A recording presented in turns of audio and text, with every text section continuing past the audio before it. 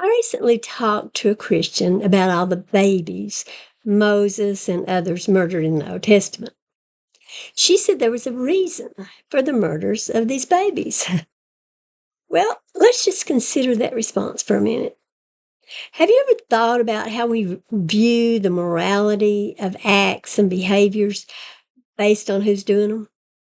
For instance, think about the Pharaoh down in Egypt in the days of Moses. He was evil, right? I mean, he was killing Hebrew babies, so he had to be evil. Yes, it's fine to murder babies occasionally, but for some reason it was evil when the Pharaoh did it. But didn't he have a reason? Of course he did. The Pharaoh saw the Hebrews proliferating in his country. He had to stop their population growth. His country would be taken over by these aliens if he didn't do something. I mean, you know how that is, right, Christians? If too many people start crossing the border, we have to do something. Got to separate the children from their parents and put the people in cages. When some die, oh well.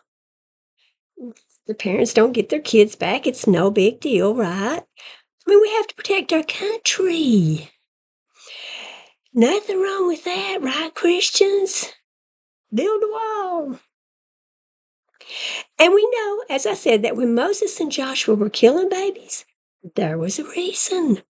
Christians tell us this, so it must be true. Those babies might grow up and take revenge on the Hebrews for all the murders they committed on the kids' parents. Because the Hebrews wanted the lands of these people. Always a reason, right? If you want somebody's land, it's okay to murder the people and take it. I mean, everybody knows that. Oh, if you're the chosen people, anyway.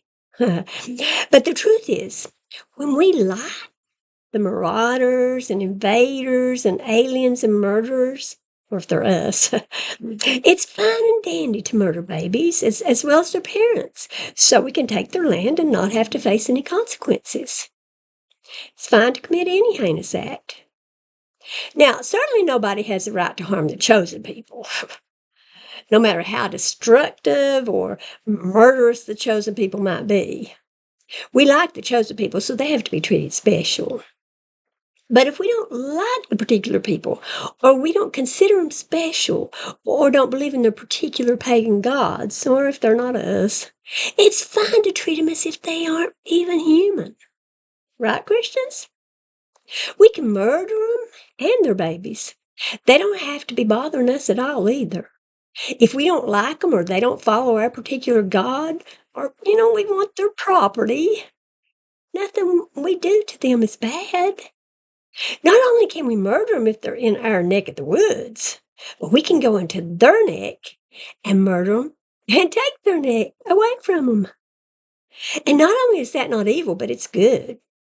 It's a blessing. It's how it should be. Murdering even little babies is wonderful and holy if we want their land. Or for whatever reason our God might concoct, he might murder children just to see whether their parents will still worship him after he does it. I mean, he's done it before. So, those Hebrew midwives who hid the Hebrew babies, to save them from getting murdered, oh, they were wonderful women. They were doing God's work. They were protecting those precious Hebrew babies. But if a woman in Amalek or Midian tried to hide babies when the Hebrews came through slaughtering them, oh, that woman would be evil. You know this is true, so don't pretend otherwise.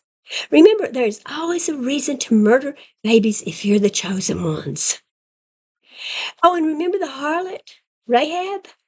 It was fine for her to betray her country and her people to save her own hide and the hides of her family members. I mean, she was kowtowing to the pagan god of the chosen Israel. It's okay to be a Benedict Arnold for Israel, right? Sure, Yahweh's the one who set up the leaders in Amalek and Midian too, but it's still okay to be a traitor if it helps Israel. Well, what if the God of the Egyptians told Pharaoh to murder the Hebrew babies?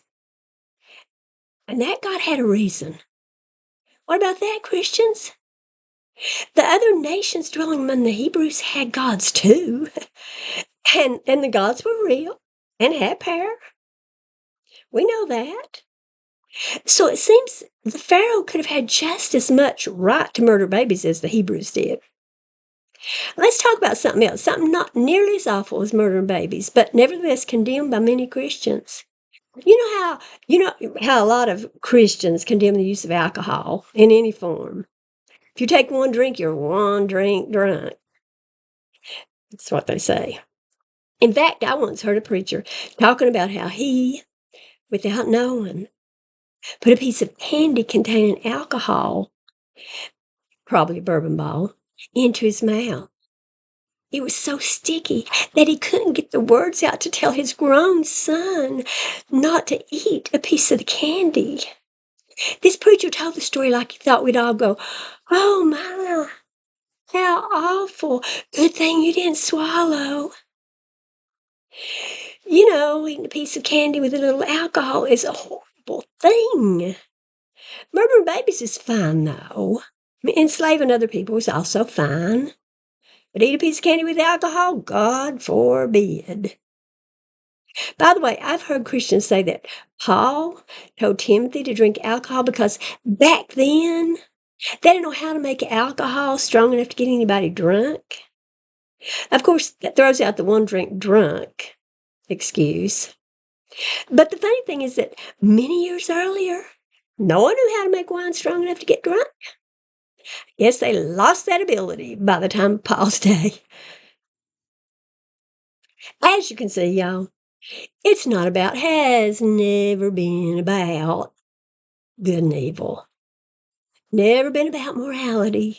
That's as obvious can be. It's about, and has always been about, doing whatever Yahweh says do. And when asked why it's okay to murder, particularly to murder little babies, you just say, there was a reason.